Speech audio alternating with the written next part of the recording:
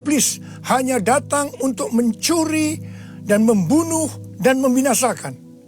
Karena itu ciri serangan dari COVID-19 ini, ada sekarang banyak yang ketakutan kepada hal-hal lain yang tidak jelas ketimbang ketakutan kepada COVID-19 itu sendiri.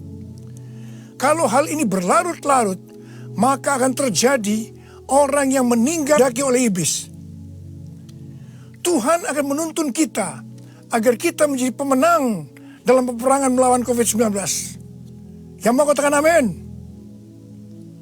Yang pertama, agar kita menjadi pemenang obat dan tinggal diam.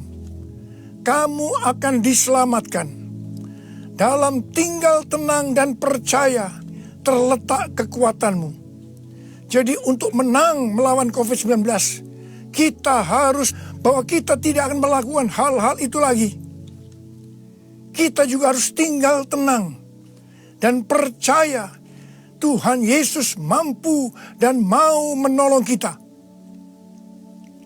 Hal yang kedua, ayat 13 dan 14 yang berkata, bahwa kalau kita melihat Tuhan menutup langit sehingga tidak ada hujan, dan Tuhan menyuruh belalang memakan habis hasil bumi, di mana ini berarti krisis ekonomi, cara tentang COVID-19, maka Tuhan meminta kepada kita agar kita merendahkan diri, berdoa, mencari wajah Tuhan, dan berbalik dari jalan-jalan yang jahat. Kalau dan akan mengampuni dosa kita, dan akan memulihkan negeri kita Indonesia yang tercinta.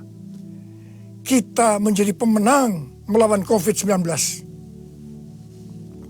Hal yang ketiga, agar kita balik serangan COVID-19 yang menimbulkan ketakutan, kekhawatiran, dan kepanikan, maka kita harus menghardik COVID-19 seperti Tuhan Yesus menghardik badai yang dahsyat.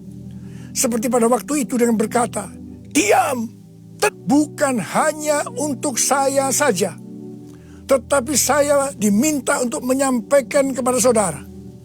Karena itu, mari saya akan mengajak saudara sekarang untuk bersama-sama menghardik COVID-19. Harap dicatat, apa yang kita lakukan ini Alkitabiah. Karena Tuhan Yesus berkata dalam Yohanes 14 ayat 12, aku berkata kepadamu, sesungguhnya barang siapa percaya yang lebih besar daripada itu, sebab aku pergi kepada Bapa.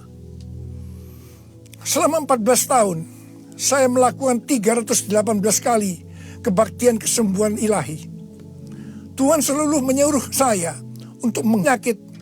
Itu bukan penyakit secara fisik saja, tetapi juga secara mental atau kejiwaan. Seperti ketakutan, kebingungan, tidak tahu apa yang harus diperbuat, depresi, juga menyerang ekonomi. Setiap kali saya akan menghardik di dalam nama Tuhan Yesus. Dan ternyata banyak yang disembuhkan dan banyak orang yang diselamatkan. 16 ayat 15 sampai dengan 18. Bahwa mujizat dan kesembuhan adalah tanda-tanda yang menyertai orang yang menginjil. Jadi kesembuhan yang terjadi itu dilakukan oleh Tuhan Yesus sendiri adalah melakukan seperti yang Daud lakukan.